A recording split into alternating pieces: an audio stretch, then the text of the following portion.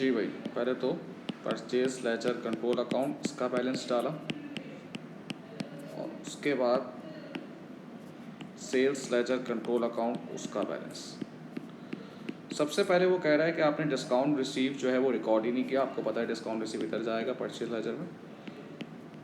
फिर कह रहा है कि जो क्रेडिट नोट है यानी कि सेल्स रिटर्न है वो आपने सेल्स रिकॉर्ड कर दिया, यानी कि सेल्स रिटर्न यहाँ पे रिकॉर्ड होती है और आपने यहाँ रिकॉर्ड कर दिया सेल्स। तो इसका मतलब है क्रेडिट रिकॉर्ड करना था, आपने डेबिट कर दिया। तो जब भी रिवर्स उलट चीज़ करेंगे तो सही वो डबल से होगी।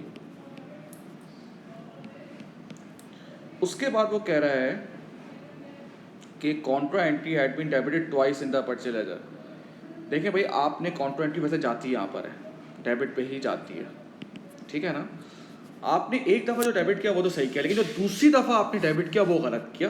तो उस एरर को हटा के हम इधर लिख देंगे, ये एरर करेक्टेड है कॉन्ट्रा का, ठीक है ना। एक दफ़ा आपने डेबिट किया बिल्कुल, ये रिवर्स नहीं किया है कोई, हाँ। एक दफ़ा आपने डेबिट किया सही किया, दूसरी दफ़ा जो डेबिट किया वो गलत कर दिया। तो जब मैं इसको क्रेडिट करूँगा तो एरर जो है वो 0 हो जाएगा।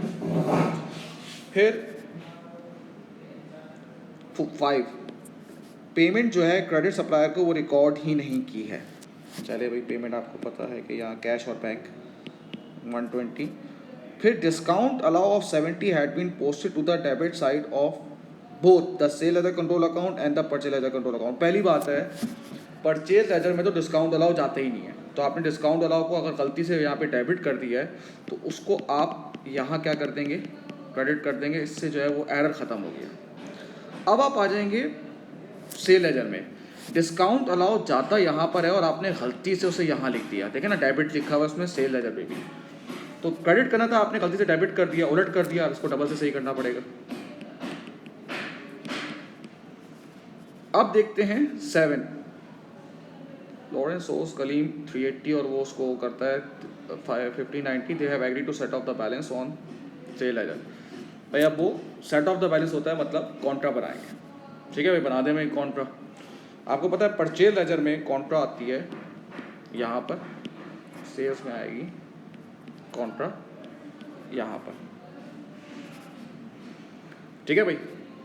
ये एक एंट्री में भूल गया हूँ, थर्ड वाली, कि हमने बैड डेट रिकॉर्ड नहीं किया कंट्रोल अकाउंट में, तो वो हमने यहाँ पे बैड डेट रिकॉर्ड कर दिया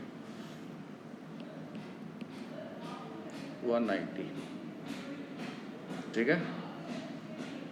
अच्छा, उसके बाद लास्ट देखते हैं, कह रहा है कस्टमर जो dishonoured had been enter in the cash book 1560 instead of 1650 से। अब मुझे एक बात बताएं, अनपेड डिसऑनर्ड जाता कहाँ है, डेबिट पे जाता है।